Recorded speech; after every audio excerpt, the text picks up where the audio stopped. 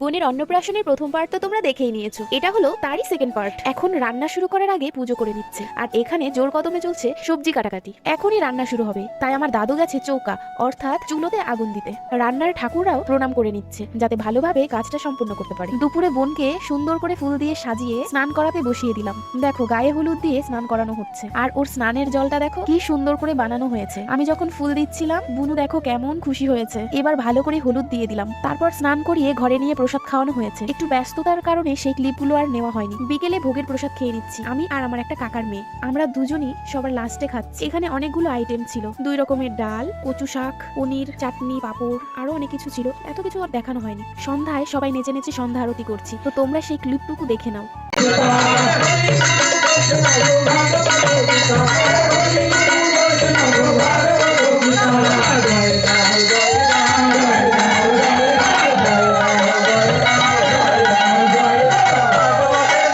বাচ্চাটাকে দেখো কত সুন্দর করে খোল বাজাচ্ছে, আর বাকি সবাই কীর্তন করছে। রাতের জন্য এখানে ডেকোরেশন করা হয়েছে, আর এদিকে প্রসাদ খাওয়ানো শুরু হয়ে গেছে। দেখো কত লোক বসে একসঙ্গে প্রসাদ খাচ্ছে। গ্রামের এই দৃশ্যগুলোই না খুব ভালো লাগে দেখতে। নিচে বসে সবাই একসঙ্গে প্রসাদ খাচ্ছে, এই দৃশ্যটা কিন্তু শহরে পাওয়া যায় না, একমাত্র গ্রাম ছাড়া। আমরা এদিকে সবাই বসে আছি, যাদের নিমন্ত্রণ করেছিল তারা গিফট দিচ্ছে, তাই এখানেই রাখছিল।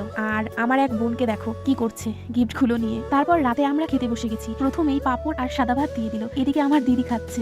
এবার আমার পাতে পড়ে গেল একটা মিক্সড সবজি। আরো অনেক কিছুই ছিল কিন্তু সেগুলোর আর ভিডিও করা হয়নি। খাবারের মধ্যে ছিল ভাত, 2 রকমের ডাল, মিক্সড সবজি, আলু ফুলকপির ঝোল, চাটনি, পাঁপড় আর পায়েস। যেহেতু মহাপ্রভুর ভোগ দিয়েছে তাই সবই নিরামিষ। এদিকে আমার বৌদি চাটনি দিয়ে গেল। আমার এই দিদি পায়েস খেতে খুব পছন্দ করে, আর আমার মা সেটা জানে, তাই দেখো কতটা দিয়ে গেছে, আর ও তো খুব খুশি হয়েছে। তো এইভাবেই আজকের ভিডিও শেষ করছি। সবাই ভালো থেকো, বাই।